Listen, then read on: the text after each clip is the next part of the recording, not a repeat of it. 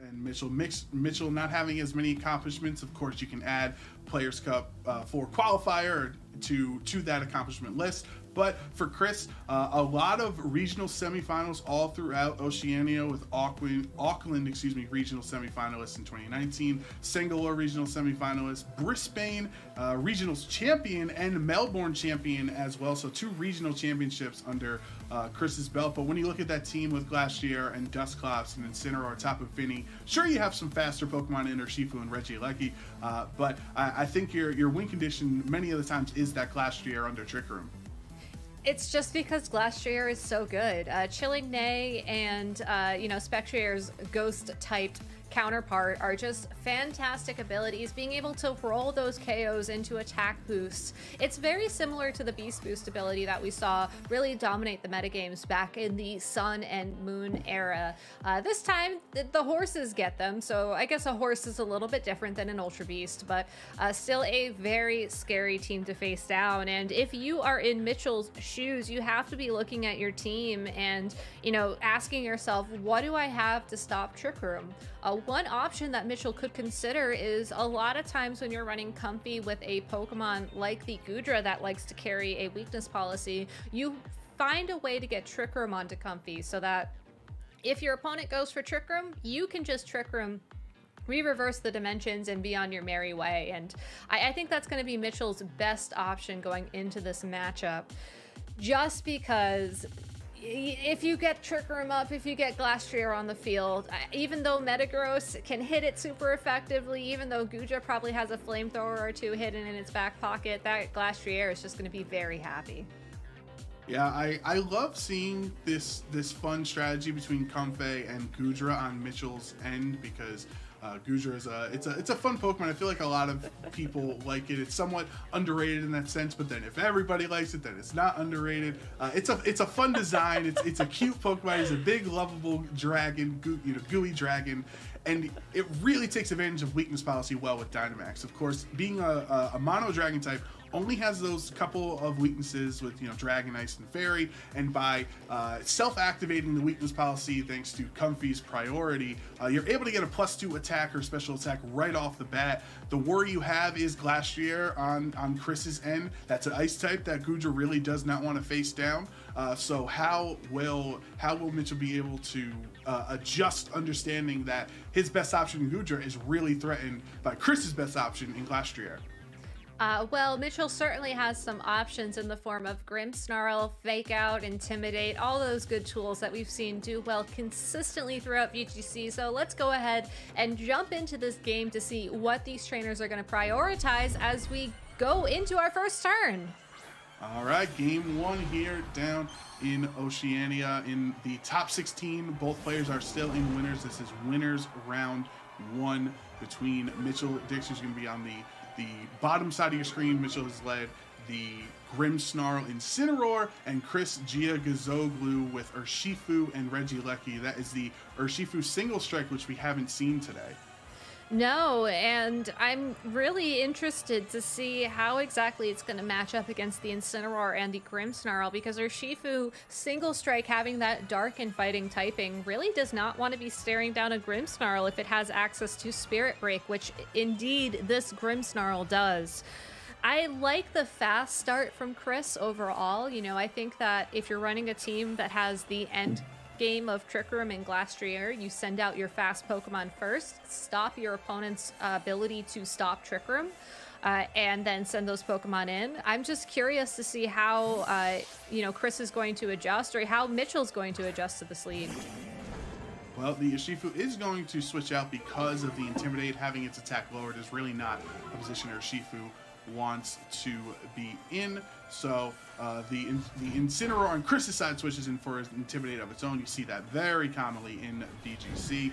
The Fake Out goes into Regieleki, as well as Spirit Break from Grimmsnarl. So an offensive turn 1 out of Mitchell that will land a critical hit. So he does benefit from being aggressive here, lowering the special attack on Regieleki, which is significant, and also bringing it down pretty low.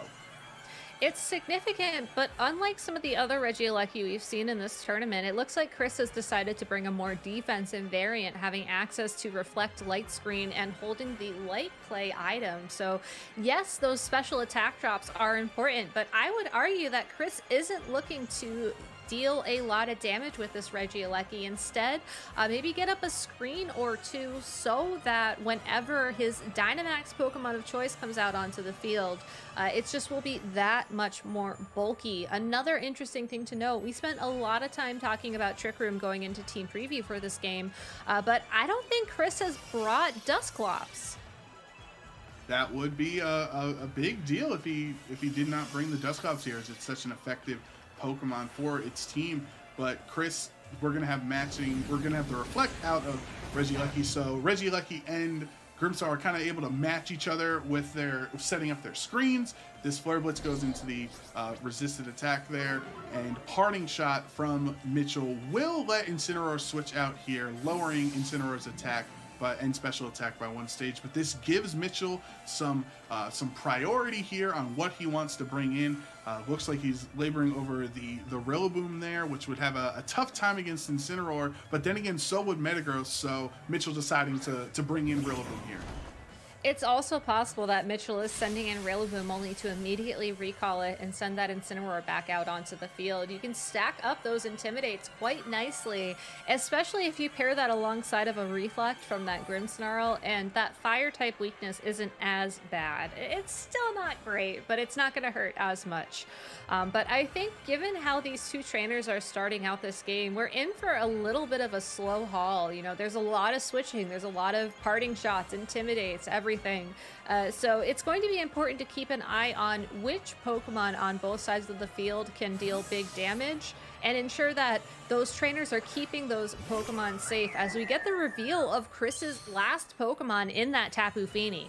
That is Tapu Fini on the field. Will set up Misty Terrain thanks to its Misty Surge ability. More importantly, that gets rid of the Grassy Terrain that would be aiding the Rillaboom with additional damage from its grass attacks. That is no longer an option for now. Rillaboom is going to have to switch out if Mitchell wants to reset up the Grassy Terrain. Electro Web doesn't do a lot of damage, one because it's resisted on Rillaboom, but also because of that Spirit Break earlier, lowering its special attack.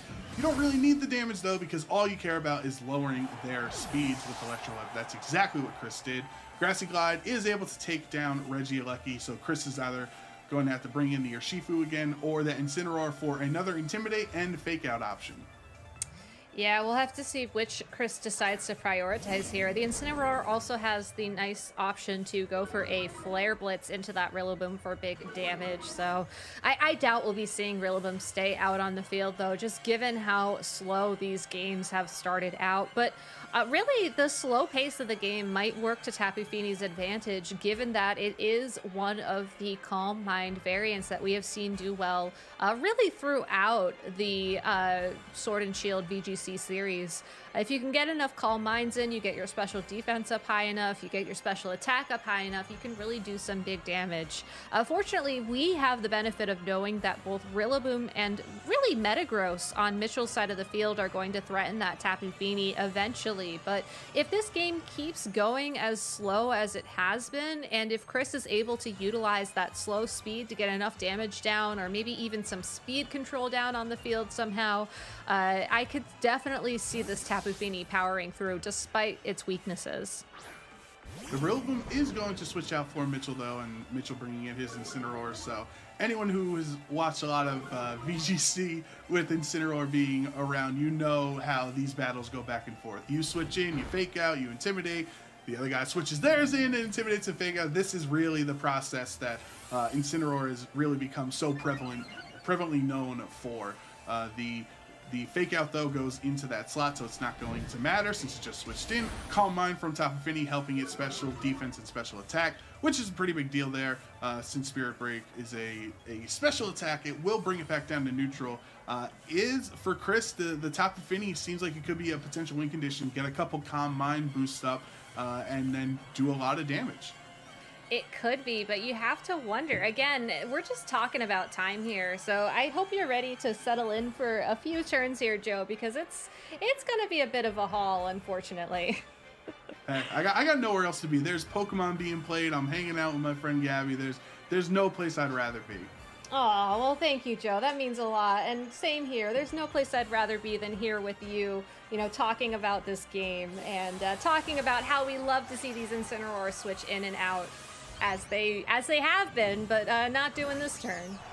Yep, no switches out switching from either trainer on this turn. Instead, Chris is going to opt for the Dynamax Tapu Fini, a Pokemon that can take a little bit to set up, but once it gets rolling can be very effective with either Max Starfall or Max Geyser. Chris opting for Max Starfall this turn into the Grimmsnarl, but because of the screens, that is not going to be able to knock it out. And then parting shot from Chris's Incineroar, targeting down Mitchell's Incineroar there. So that means Chris is going to have to switch back out here, and this is that revolving door of Pokemon we love talking about.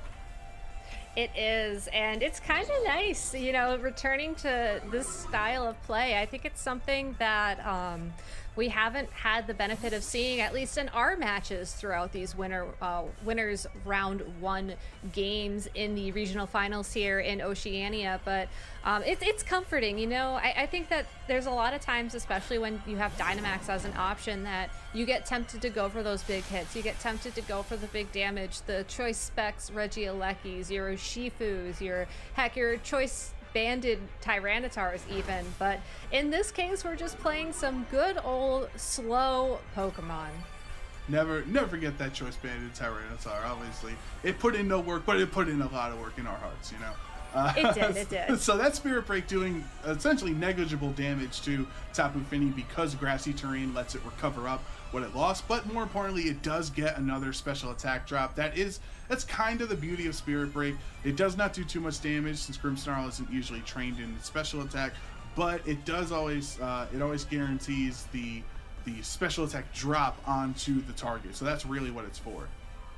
Yeah, it is, and it's a fantastic move, especially when you have Pokemon like Tapu Fini who are going to be trying to utilize its special attack to its advantage. I mean, again, talking about slow play, talking about bulk, Dynamax is a great way to handle that, but also you're able to hit Pokemon like Urshifu pretty hard as well, and if you're a Grimmsnarl, that's really the best you can hope for. But it looks like we're finally going to be seeing a Dynamax on Mitchell's side of the field, and knowing that it's going to be the Rillaboom, I think we've reached the point where this game is going to start dealing big damage. And just in the nick of time, Gabby, because I think it was down to maybe half a second where Mitchell finally locked in what Dynamax attack he was going for in that spot. So that was a very close turn there. Urshifu is going to protect on this turn, so it won't take a lot of damage if it is targeted down. The Scary Face will harshly lower Tapu Fini's speed, so making it significantly slower. And here is the Max Knuckle. It is super effective into Urshifu, but that because of the Protect, it's only taking a quarter of the damage it was supposed to. Yeah, and that's going to be important as we find our way through these next Dynamax turns. Max Starfall into the Grimmsnarl is super effective, and even without those special attack drops, the Tapu Fini is still able to take down the Grimmsnarl there and reset up the Misty Terrain. All right, well, 1 down, 3 to go, and having Misty Terrain up is going to be pretty nice because looking at the Rillaboom on Mitchell's side of the field, it doesn't have access to a max overgrowth, which would allow it to reset the terrain. So this Rillaboom is going to be stuck without priority as soon as its Dynamax is over, assuming that Mitchell doesn't switch it out. And really, all this Rillaboom needs is one opportunity to go for a super effective hit into the Tapu Fini, preferably after Chris's Dynamax has expired, in order to bring himself into a, I think, advantageous position. The Urshifu is certainly something that you have to be afraid of, but knowing that the Focus Sash has been broken and knowing that you can lay on those Intimidates from your own Incineroar, maybe even throw in a Parting Shot as well, I think is looking like it's in Mitchell's favor. That's a great point, Gabby, to point out that, to bring up that the Rillaboom cannot reset the terrain. That is one of the trade-offs that I know a lot of trainers go back and forth on. Do you run Gigantamax Rillaboom or do you run just regular Dynamax Rillaboom, because you can reset terrain if you max it. But of course you do have access to your signature Gigantamax attack too. So there's a lot of strategy here, and Mitchell deciding that that signature attack is more important than resetting up the terrain. Will have a Max Knuckle again on this turn into that Incineroar switch in, negating the Intimidate that just happened, and then Mitchell's Incineroar will Parting Shot back out into what will finally reveal his 4th Pokemon, because the Grimmsnarl was knocked out. Yeah, and I'm excited to see the Metagross out on this field now. Metagross is one of those Pokemon that can be very threatening to the Pokemon on Chris's side of the field, and I really want to see it get a couple of really nice hits into that Tapu Fini, especially now that the Dynamax has expired. I would assume that a G-Max Drum Solo, maybe paired with an Iron Head, would be a guaranteed knockout, like easy. Yeah, and we know that this Metagross has Life Orb, since the Goodra on Mitchell's team, which of course he didn't bring to this match, is holding the weakness policy. Usually in these in Series 9 especially, we're used to Metagross having Dynamite or having weakness policy, but instead there's more upfront damage out of Mitchell's Metagross in this situation. Tapu Fini going to protect, because Chris also has that information, so he sees a potential target into that slot. Instead, the 3rd Max Knuckle will go, targeting Incineroar, giving it another attack boost. That's 3 stages of increased attack, and on top of it, knocking out Incineroar. So no more, fake outs and parting shots on Chris's end. That's only something Mitchell can do now. No more Intimidates either, which honestly I think the Intimidate is the move that you have to be afraid of, given that Rillaboom, Incineroar, and I guess Metagross, but Metagross does have access to Clear Body, are afraid of. And I mean, just look at all these stat drops that have come into play in this game. Given how slow things are, that's kind of why these opportunities have happened. But we're down to the final turns. Chris is down to his last 2 Pokemon in that Tapu Fini and the Urshifu, and even though the Urshifu single strike form can hit that Metagross super effectively and deal a lot of damage, possibly even threaten a knockout, knowing that Mitchell still has access to the Intimidate and the Rillaboom as well, puts him with the advantage. I think he just has to be very careful on targeting, watch out for those protects, and hope that when you do land your attacks, they connect.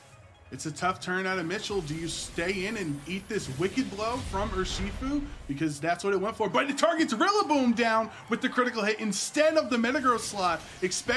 I think Chris was expecting Incineroar to switch in there potentially, but this superpower is able to knock out Urshifu there. So Mitchell now has a huge 3-1 Pokemon lead, and that is the turn that will potentially decide the game here, as Iron Head is a 2-hit KO into Tapu Fini, and Mitchell is finally going to win this game 1.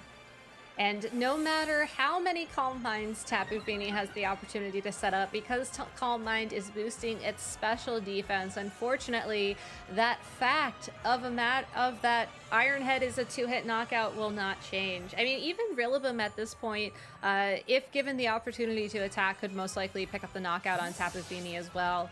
Something interesting that we haven't seen on this Tapu Fini yet is the item that it's holding.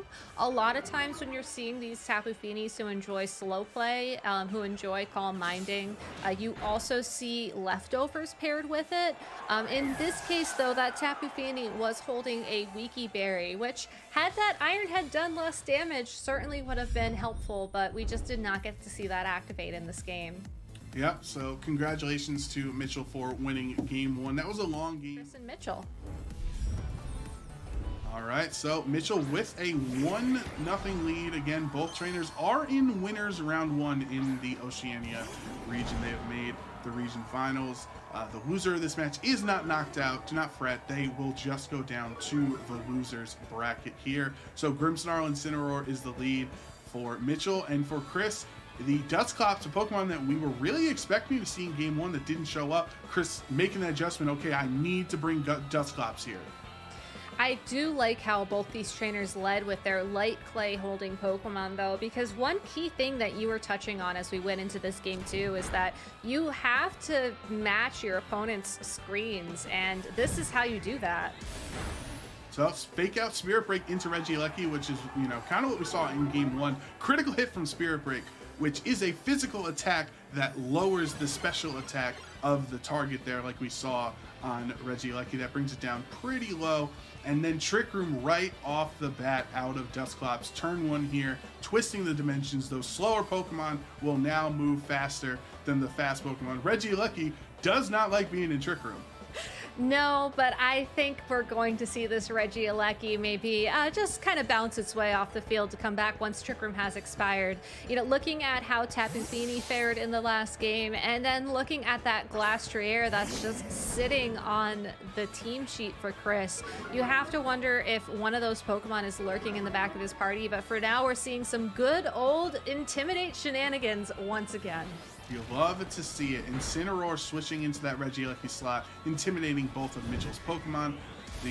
Also has access next turn, the following turn, to fake out there. So not too much damage done from the Dusclops, obviously, but parting shot from Mitchell's Incineroar will be able to switch it out, and now Mitchell has that priority. And this is the back and forth, the Incineroar seesaw that we have available to us in VGC, as now Mitchell gets to bring Metagross in here for free. You would assume Incineroar and Dusclops are both slower than Metagross though, so it would be attacking last.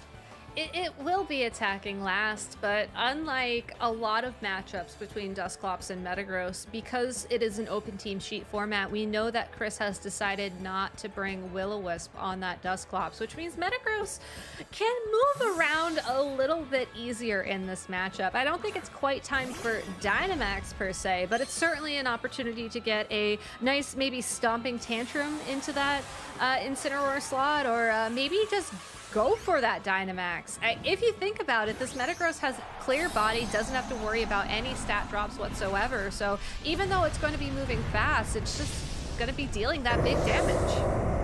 Metagross will Dynamax here on this turn. Remember, we are under Trick Room, so those slower Pokemon will be moving first, like a Dusclops or a Grimmsnarl, who has priority, doesn't care what type of room we're in because he has the priority to its reflect there. Nightshade will go into the Metagross, not doing too much damage there, obviously, since it fades off the level. And Max Quake into the Regieleki. It was either Reggie or the Incineroar. Either way, it was going to be a super effective, Max Quake there. So great turn out of Mitchell to raise his special defense and claim a knockout.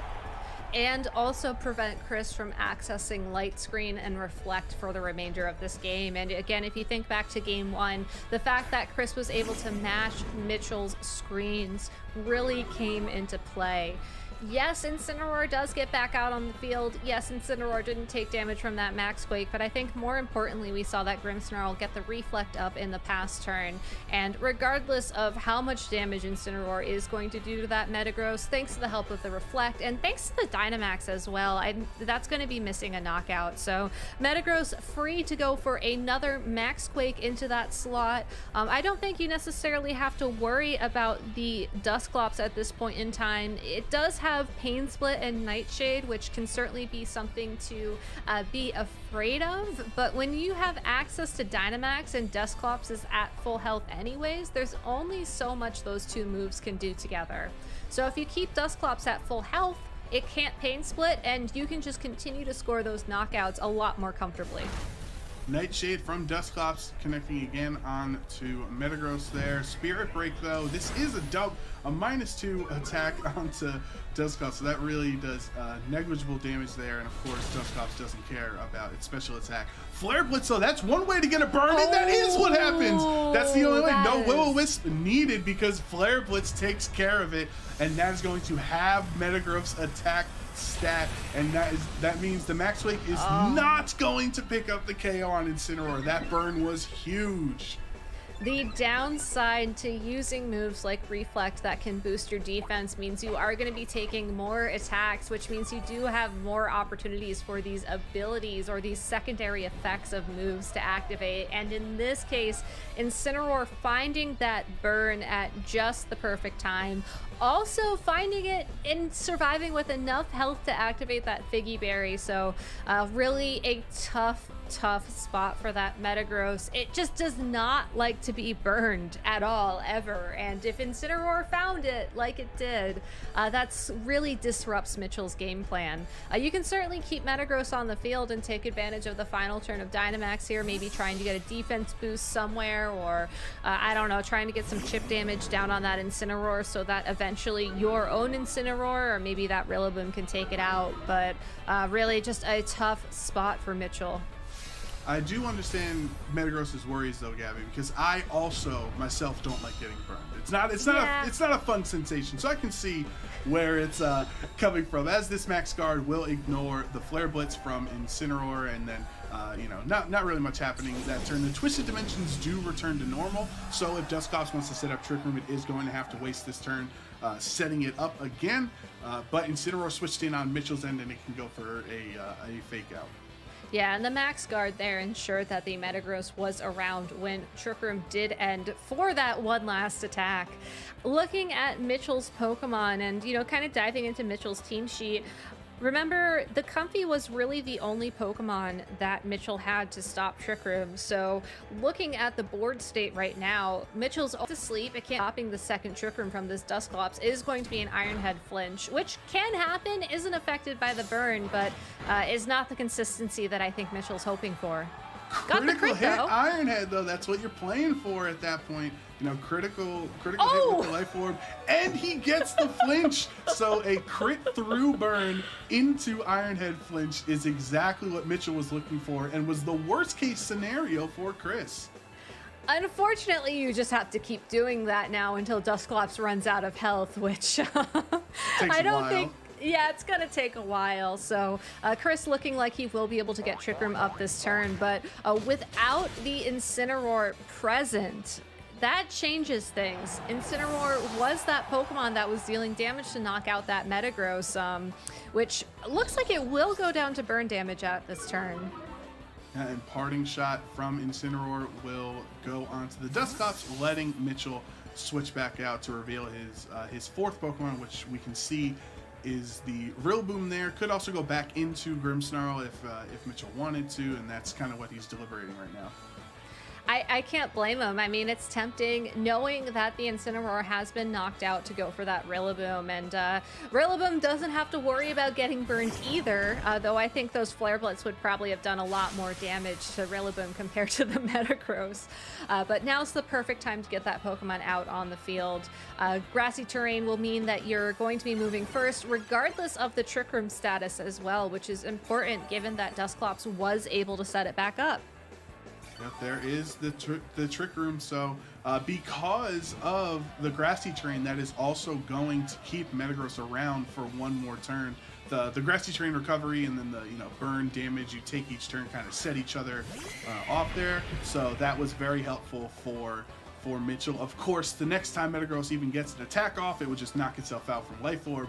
But this Glastrier is probably not even going to let it get the chance here, as Glastrier can, with the Trick Room set up, even though Chris is down to his final two Pokemon, these are the two Pokemon that Chris wants to have in with Trick Room up. And with Dynamax still available as well. We kept talking about how important Dynamax is to Glastrier, and all of Mitchell's Pokemon have taken some damage in this matchup. You know, the screens are running low. It's been several turns already in this game. Glastrier has the perfect opportunity here to go for those knockouts, get those Chilling Neigh attack boosts, and really, I think, KO every single one of Mitchell's remaining Pokemon. Rillaboom will protect on this turn, expecting maybe a Max Hailstorm into that slot. Nightshade goes into that protect as well. And then Glastrier with a Max Quake instead, taking down that measly 11 HP that Metagross had remaining. More importantly, it gives the special defense boost, or the more important one is the attack boost that it is going to get thanks to its Chilling Neigh ability. And by targeting the Metagross there, Chris ensured that Glacier would be able to take a knockout with Chilling Neigh. If he had gone for Max Hailstorm, I don't think that would have knocked out the Rillaboom through the Protect, but that Metagross had only, what, 11 HP left? It was a guaranteed knockout regardless if it protected or if it had gone for an attack. So Chris just doing a perfect job recognizing that the threat of the Intimidate was still there, the threat of the Parting Shot was still there. You got to be taking every single attack boost you can. And now that Rillaboom can't protect, this Glastrier can target that slot safely, either deal some big damage to Rillaboom or deal some big damage to a Grimmsnarl on the switch-in. Yeah, and of course, because Rillaboom protected the previous turn, now that you have the Chilling Neigh boost and the Rillaboom really doesn't have a good chance of protecting again, only the 30% chance, you can now go for the Max Hailstorm if you wanted into that slot. Incineroar wasn't even in a great spot because you can't fake out Dusclops and you can't fake out a Dynamax Pokemon, so of course the Incineroar on Mitchell's end had to switch. Instead of Max Hailstorm though, the Max Quake is the option for the Glacier on Chris's end, giving it another special defense boost there, but not securing a knockout, so that won't be another Chilling Neigh boost, where now, again, next turn, as Rillaboom goes for the knockoff, will be super effective on Dusclops, getting rid of its EV-Light as well, making it less bulky. Now the Rillaboom can maybe try to protect again, and if you finally target it down with Max Hailstorm, it can potentially live that hit. It can take that hit, and I think more importantly, go for the attack onto the Glastrier at a moment when it no longer has Dynamax available to it. The thing about Rillaboom is that it does have access to fighting type moves, and looking at Mitchell's team sheet and really looking at his screen as well, we know that this Rillaboom has access to superpower, and the timing of when to use that superpower is going to be key. If Mitchell can get the opportunity to position that Rillaboom opposite the Glastrier, sans Dynamax, sans Trick Room, and get that one, maybe two big hits in, I think that Mitchell is going to be able to take this game, but otherwise Glastrier is still in a incredibly imposing position, could take another knockout on Grimmsnarl this turn, could potentially knock out a Incineroar on the switch as well, and just get those Chilling Neigh boosts again and again. Mitchell letting the clock run all the way down, making that decision on who he wanted to target with Grimmsnarl. Remember, Trick Room is still up for the next couple of turns, so these slow Pokemon on Chris's end are going to be moving first. And the Pain Split from Dusclops actually not helping at all because the Grimmsnarl's health was already so low. But this third and final turn of Dynamax will go for Max Quake all 3 turns, not mattering against these physical attackers obviously, but that does give him another Chilling Neigh boost to negate the Incineroar's Intimidate that just switched in. Maybe that's a new catchphrase we can use. I was gonna say, I kind of want to go to the name raider after this and re-nickname my Incineroar that, because it's kind of catchy. Yeah. But you're absolutely right. The key here, again, for this Glastrier is to get those knockouts, and knocking out that Grimmsnarl in the nick of time, as well as we do see the Reflect is no longer active on the field. So no more Dynamax, no more Reflect, no more slow play, really. It is just time to play through this game. There is 1 turn of Trick Room remaining, which means this Dusclops will have the opportunity to Pain Split either the Rillaboom or the Incineroar this turn. And Mitchell has to protect really both of these Pokemon so that next turn he can go for the double attack into the Glastrier to threaten a knockout, or maybe even go for a double attack into Dusclops and prevent Trick Room from being set up.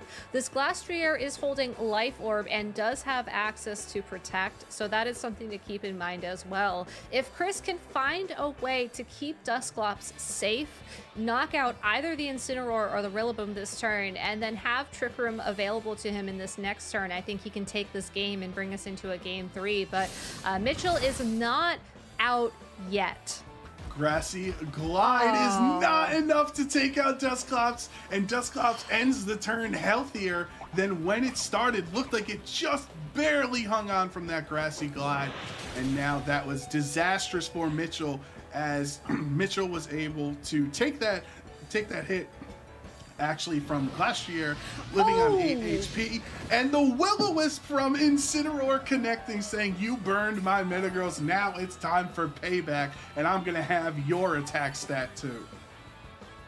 Yeah, and the Incineroar holding on with just enough HP as well to get that Will-O-Wisp in. So many Pokemon here just holding on for their dear lives as Trick Room has expired. Chris needs to get Trick Room back up, needs to have this Glastrier go on the offensive. The burn certainly does weaken it, but a couple of Icicle crashes connecting with that Rillaboom will be enough to knock it out. Likewise, Mitchell needs to stop Trick Room, needs to stop the Glastrier. You gotta prioritize the Trick Room user. The big question is, what damage will you take because of that? And that knockoff will go into Dusclops. Super effective hit. Flare Blitz following up onto the Dusclops, and Dusclops goes down. So now it is that burned Glastrier against two Pokemon. High horsepower connecting on to Mitchell's Incineroar. So it is one-on-one. It is Glastrier versus Rillaboom. Remember, as he's getting this Chilling Neigh boost to increase his attack, there is no grassy terrain on the field anymore, so there is no boost to those grass attacks from Rillaboom. Yes, and that is important to keep in mind, but at the same time, this Rillaboom has access to superpower, and as we see Mitchell lock in to protect this turn, you have to know that magic number. How much damage does this Glastrier need to have taken from the burn, from the Life Orb recoil in order for that superpower to knock out? It's sitting at about 60% of its health. The big question is that enough? Yeah, and if you superpower right here, you lower your attack and defense by one stage, right? So yeah, you're going to actually make yourself weaker, which helps out this burn Glastrier there, lowering your defense, and has a couple Chilling Neigh boosts to negate it. So it all comes down to this for Mitchell. Superpower into the Glastrier is super effective. And it looks like Glastrier has just barely hung on. What is that? 2 HP? You gotta be kidding me. Icicle Crash onto Rillaboom is a one-hit KO through the burn. And with Chris knocking himself out from the Life Orb recoil, we actually get that game over. Chris wins with no Pokemon left on. So let's get into game 3 here with both of our trainers. This has been such a fun set. Mitchell Dix on the bottom of your screen. We'll actually see Chris on top with Dusclops Regieleki yet again, which is what we saw in game 1. And then Grimmsnarl Incineroar is the lead again for Mitchell here. So between these two trainers, no Goodra adjustment yet, Gabby, but you know, you wonder, does Mitchell kind of start worrying about that Glastrier earlier on this time around? Maybe get a Will-O-Wisp earlier than he did. I think you have to, but at the same time, how do you time that when you're staring down a Regieleki and a Dusclops? I think that it's great that Mitchell has the opportunity to go for Fake Out and an attack or set up screens from that Grimmsnarl, but at the same time, none of those things are going to stop Trick Room, and that was really what made Chris's team so hard to power through in that game 2. Regieleki is going to switch out this time.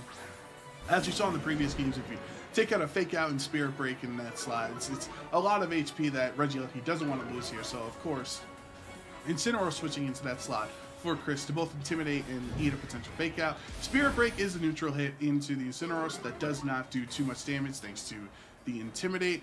And then Incineroar went for Will-O-Wisp, but it went into the Incineroar slot. That's what I was wondering too, Gabby. If Incineroar was expecting Glastrier to switch in on like the freest Trick Room of Dusclops' life there, if you switched in Glastrier, that was a good call that didn't work out for Mitchell, but that was still a really strong move.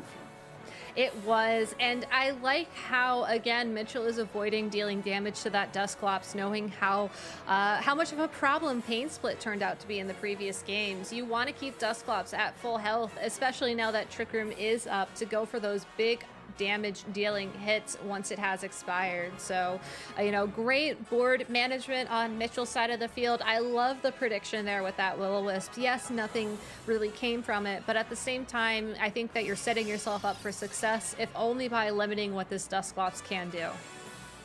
A Reflect is set up on Mitchell's end, so that's going to, you know, have the physical attacks coming their way for the next 8 turns thanks to the Light Clay, and a Parting Shot from Incineroar will go into Chris's Incineroar there and let it switch out, get some fake out and intimidate positioning later on. Mitchell deciding to bring the Metagross in on this turn. That makes me nervous, given how we saw that Metagross get burned by the Flare Blitz back in Game 2. If that happens again, that would be scary, but it looks like Incineroar is also leaving, so Metagross bought itself some time. Yeah, he got lucky there, the Metagross. So he'll have to worry about the 10% chance of burn later, a little later on in this matchup, because you know, you kind of forget that was so many turns earlier to that fantastic finish that we had, that if it wasn't for that Flare Blitz burn, would have been a completely different ballgame. Yeah, and I can't help but wonder if Chris is going to try and give himself those opportunities once again. Regieleki isn't really the Pokemon you want on the field under Trick Room, but more importantly, it's not Chris's last Pokemon, and the fact that he's keeping that information hidden, to me, implies that we will be seeing the return of the Incineroar very soon. The big question if you're Mitchell is, do you just go for the Dynamax and go for the Max Quake into that spot and hope you catch that Incineroar on the switch, or maybe pick up an early knockout on that Regieleki, or do you make a couple more switches of your own and you decide, hey, this isn't the time? It looks like Mitchell is going on the offensive with that Dynamax, so we'll have to see how this is going to play out. It is definitely a tough ball, because you sit there Max Quaking the target next to Dusclops, expecting it either to be Regieleki or the Incineroar. Of course there was no switch this turn, but that's what's going through Mitchell's head. Or, excuse me, do you start targeting down the Dusclops, who's been such a nuisance this whole set, just essentially been on the field the entire duration of the set there, and if you target everything else down, then you let the Dusclops stay super important here. So he decides not to target the Dusclops instead. Spirit Break will hit it, but this Max Quake will go into Regieleki. Obviously super effective, and getting the clean one-hit knockout there. So, you know, Gabby, what do you think, if this Dusclops isn't around to really facilitate Glastrier at all, then if you target it down, then maybe you don't have to worry about Glastrier as much and Trick Room as much? You don't, but I think it's still too early to target the Dusclops, because any damage you do to it at this point in time is going to be pain split away. I like how Mitchell is going for those small hits against the Dusclops, because you're not going to get much out of a pain split if you go for it when you've taken, what, like 5-6% damage? You'd be better off going for a Nightshade and taking the guaranteed 50 and being done with it. So, but at the same time, this little bit of chip damage is going to add up. We saw the knockoff from the Rillaboom in Game 2 do about 50% of damage to that Dusclops. So hypothetically, you stall out Trick Room, you get that Rillaboom and another attacking Pokemon on the field, 1-2 hit, knockout, no Trick Room, and then that's your win con. So Mitchell playing it very safe, going for that chip where it's needed. We'll just see the results of this in a few more turns. Incineroar switching into the Glastrier slot. Intimidate obviously not mattering, since Metagross has Clear Body as its ability. Mitchell will switch his Grimmsnarl into Incineroar as well to lower the other side's attack.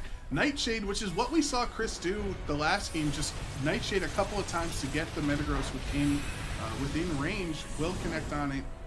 Max Steel Spike is still pretty strong for an ineffective attack into the Incineroar slot there, so that is going to get a defense boost. And I do like this adjustment, because we noted last time, once the Regieleki is gone, everyone else, the Dusclops is always doing 50 HP. The Incineroar and the Glastrier are physical attackers. So yes, the Max Quakes help because they're super effective, but Max Steel Spikes give you those defense boosts that really help you against Incineroar and Glastrier. And most importantly of all, Mitchell has access to Fake Out, which means Incineroar will not be able to attack this turn. Incineroar will not be able to connect a Flare Blitz with Metagross and not take the chance of that burn. Metagross is free to attack in that slot. Chris can swap out the Incineroar, but then that Glastrier is going to be taking a Max Steel Spike, and let's be real, that's not really a great option either. Fake Out from Mitchell's Incineroar actually gaining HP on Chris's, because the Fake Out was enough to activate the Figgy Berry. It brought it down low enough to eat its Figgy Berry. Nightshade from Dusclops into Mitchell's Incineroar is going to bring it to about half HP, and a Max Steel Spike from Metagross into Incineroar, not enough to take it out because of the Figgy Berry. So that was actually a giant turn for Chris, because if Fake Out Max Steel Spike without Figgy Berry, that would have been enough, as the Twisted Dimensions do return to normal here in this spot. So now Metagross is going to be faster, but that was something that I think Mitchell might have miscalculated, didn't know that the Fake Out was going to activate his Figgy Berry. But some more information revealed. We saw the Incineroar on Mitchell's side of the field move first, and it's possible that means the Mitchell's Incineroar will be able to target the opposing Incineroar with an attack, Flare Blitz in this case, for that knockout, prior to Incineroar getting the opportunity to attack itself. Trick Room is still up on the field, and normally you'd assume that you'd run a fairly slow Incineroar to go with the Trick Room, but that just was something interesting to call out there. So pay attention to the speeds on the field. That's certainly going to come into play. Also, whether or not the Flare Blitz connects and whether or not we see that second burn. But Trick Room is up, so looks like we're still going to have the speed going here.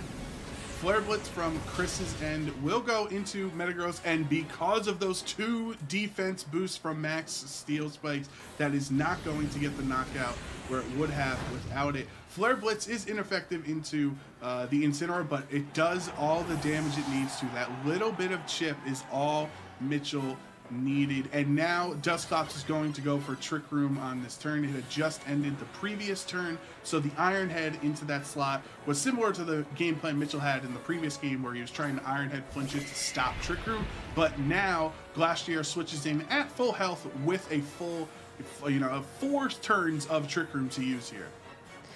And Metagross and Incineroar weakened as well. If Glastrier can find a knockout on one of these 2 Pokemon, get that Chilling Neigh boost without Intimidate in play, it's going to start dealing more and more damage, and again, utilize Trick Room to his advantage. So, it's great that the Metagross has not been burned. That certainly is an improvement over what happened in Game 2 for Mitchell, but still in a tough spot. He needs to find a way to get through the next 4 turns of Trick Room, and the next 3 turns of Dynamax, really, so that his Pokemon can then outspeed and clean up the game. And that's going to be very tough to do when staring down one of the scariest Dynamax Pokemon out there. Right, and we kind of forget with how long the games go on that oftentimes a late game Dynamax sweep can be very, very impactful. But for now, it will just be a Protect out of Glastrier. And Haze from Dusclops, that is going to get rid of all stat changes on the field. That's huge, because now Metagross has lost its 2 defense boosts that would have been helpful against the Glastrier there, and now it's not going to have that option. So I like how this Dusclops is trained with the Haze as an option here. I think the Haze was more for Incineroar, though, than Metagross, given at how low its health is already. I would assume that Incineroar with those defense boosts would have been a lot scarier for that Glastrier to look at, whereas Metagross getting some great damage down on that Dusclops, correctly predicting that the Glastrier protected, not going for damage that turn. But still, just a tough spot for everyone to be in. I like that Chris kept his Glastrier safe, most likely going for the Dynamax this turn, but at the same time, he's stalling out his own Trick Room, and Incineroar nor Metagross are going to be the Pokemon you want to Pain Split with at this point in time. And there is the Dynamax out of Chris, so he is in desperation mode with these last couple of turns of Trick Room remaining. He needs to take advantage of these 3 turns of Dynamax. Of course, Glastrier, being the slowest Pokemon on the field, is going to be moving before Mitchell's Pokemon. It did get intimidated there with the Incineroar switch in, but Pain Split on Incineroar is not going to help out Dusclops too much. It still does a little bit, because Dusclops' HP, the base HP is so low that even a little bit of HP difference is going to help. But Max Quake from Glastrier into Metagross will get the knockout and will give Chris the Chilling Neigh boost as well. So that means his next Max Quake, potentially onto Incineroar next turn, is going to do even more damage. And Mitchell almost forced to switch out this Incineroar as well, so that way he can get that second Intimidate down and match these knockouts that the Glastrier is going to be finding. Again, a very rough spot for both of these trainers. We have to keep in mind that Trick Room is slowly counting down. Mitchell needs to find the opportunity to go, go for protects, go for switches, deny Glastrier those knockouts. Sending in Rillaboom here is smart because Rillaboom is his only remaining Pokemon that has access to protect, and that will buy him 1 turn. Grimmsnarl also not likely to get knocked out by a Max Quake, assuming that's what Glastrier targets that slot with. So finding time, but you have to keep looking for it. What a tough spot for both these trainers to be in. This is truly down to the wire. Yeah, and I love how back and forth this set has been. It feels like both trainers have really shown off their skill and shown off the Oceania region, and how great that these trainers can perform at the highest level here in the Players' Cup. Incineroar will switch out though. Max Quake is the decision out of Glastrier into the Grimmsnarl slot. Of course, that was going for Incineroar there. I was wondering, do you go for Max Hailstorm because you know Incineroar can't be in the Rillaboom slot no matter what? So even if the Rillaboom switched out, you wouldn't have to worry about it. But instead he went for the Max Quake. Knock off onto Dusclops! It is not enough. It gets her to Eviolite, sure. Now it's going to take more damage. But this Dusclops will just not quit. It won't, and this is why Dusclops is incredible. Such a bulky Pokemon. Eviolite boosting that bulk even further, taking advantage of Mitchell's own grassy terrain to slowly heal itself back up. As long as Dusclops can get 1 attack against this Rillaboom, it could even Pain Split to get its health even higher. Mitchell has to be very careful with this play. Reflect going up yet again for the side of Mitchell. The Grassy Glide finally takes down the Dusclops. There will be no more help. It is Glastrier versus Mitchell's entire team. Max Hairstorm with a Chilling Neigh boost does connect on to the Rillaboom. The Reflect was set up there, but it still was not enough because of how strong Glastrier is. And that is another Chilling Neigh boost, which is going to negate the incoming Incineroar Intimidate, so that's good for him. But this is 2 versus 1 here in this spot. Glastrier is still really healthy, but Trick Room's eventually going to end in this spot. And I know Mitchell can't do too much damage as Trick Room actually ends on that turn. So this is again really down to the wire. It's down to the wire, and I don't think Mitchell can out damage this Glastrier. We just saw Trick Room end. Incineroar does have access to Fake Out as it is its first turn on the field, so you can start things off by going for, Fake Out Spirit Break, get some chip damage down. But then you're left in a really tough spot where it's, Flare Blitz plus Spirit Break maybe to find your knockout somehow. I don't think these Pokemon can necessarily do the damage required, barring something like a critical hit. And given this Protect from the Glastrier, that's just going to raise its health further, again, thanks to that grassy terrain. Yeah, and Chris was pretty much forced that turn to Protect because you don't want to take free damage. You don't want to, even if Spirit Break is not doing a lot of damage on its own, you don't want to take Fake Out and Spirit Break for nothing. He pretty much guaranteed had to Protect there. So the situation is the same here. The difference, as we just saw Mitchell lock in, is Mitchell deciding that the Will-O-Wisp is a better plan against Glastrier because that is going to really hinder its attack stat. Does it connect? Yes, it does. Incineroar Will-O-Wisp onto the Glastrier. That's really going to hurt its offensive output here. Spirit Break from Grimmsnarl is not going to do too much damage there, but it is going to lower the special attack, which doesn't matter there. It's all up to what Glastrier can do. High horsepower with a burn into the Shuka Berry on Incineroar. That did like 15 damage or something. I didn't even see how much that did. That was such insignificant damage put out from Chris, and that Will-O-Wisp was an awesome decision from Mitchell. Yeah, and that Will-O-Wisp, and I think more importantly, knowing how much damage you were going to take from the burn from the Shuka Berry weakened high horsepower onto your Incineroar is really sort of what you have to be thinking about in this situation, because Glastrier can get 1 knockout and then boost its attack and then most likely get the second knockout. So you have to time this in such a way that your Flare Blitz plus your Spirit Breaks are going to out damage the Glastrier. And, you know, Chris correctly going for another turn of Protect stall to get that last, I believe, last turn of the Grassy Terrain health back. So it's all going to come down to how much damage does Flare Blitz do, and will 2 Spirit Breaks be enough to pick up that knockout? Because, yes, there are only 3 minutes remaining in this game, but only Chris has access to Protect. And as of right now, if this game were to end, Mitchell would be the winner because there are more Pokemon standing on his side of the field.